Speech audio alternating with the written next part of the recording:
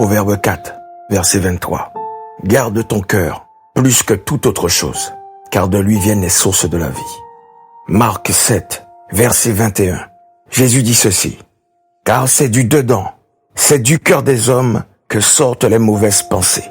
Prostitution, vol, meurtre, adultère, cupidité, méchanceté, ruse, dérèglement, regard envieux, blasphème, orgueil, folie. Garde ton cœur plus que toute autre chose. Un homme ou une femme peut-il sauver son âme si Dieu trouve dans son cœur des mauvaises pensées? Si Dieu trouve dans son cœur la haine, le meurtre, le non-pardon, la volonté de détruire? Est-ce que Dieu prend plaisir à un enfant de Dieu qui ne purifie pas son cœur par le sang de Jésus, qui ne garde pas ses voies et qui ne veille pas à ce que sa robe soit blanche, purifiée par le sang de l'agneau? Est-ce que Dieu prend plaisir au sacrifice plutôt qu'à l'obéissance? Dieu n'attend-il pas de chaque enfant de Dieu que son cœur soit purifié de toute mauvaise conscience et de toute mauvaise pensée par le sang précieux de Jésus-Christ, par lequel il était racheté, qui a le pouvoir de purifier, de sanctifier et de faire paraître juste et agréable à Dieu? La Bible déclare, et c'est Dieu qui le dit, « Ce peuple m'honore des lèvres, mais son cœur est très éloigné de moi.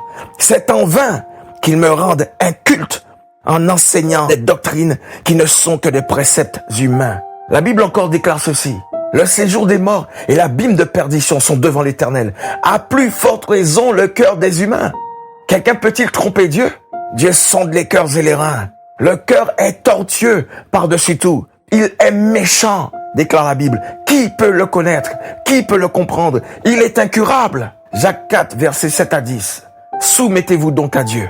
Résistez au diable et il fuira loin de vous. Approchez-vous de Dieu et il s'approchera de vous. Purifiez vos mains pécheurs et nettoyez vos cœurs, âmes partagées. Reconnaissez votre misère, menez deuil, pleurez, que votre rire se change en deuil et votre joie en tristesse. Humiliez-vous devant le Seigneur et il vous élèvera. Le temps est à la repentance. Le temps est à la purification des péchés.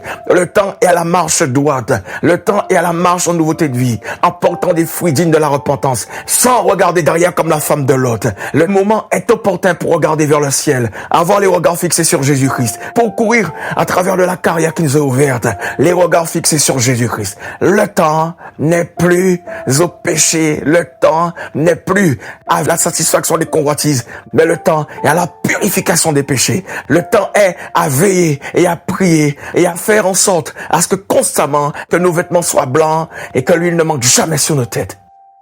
Purifions nos cœurs. Jésus revient.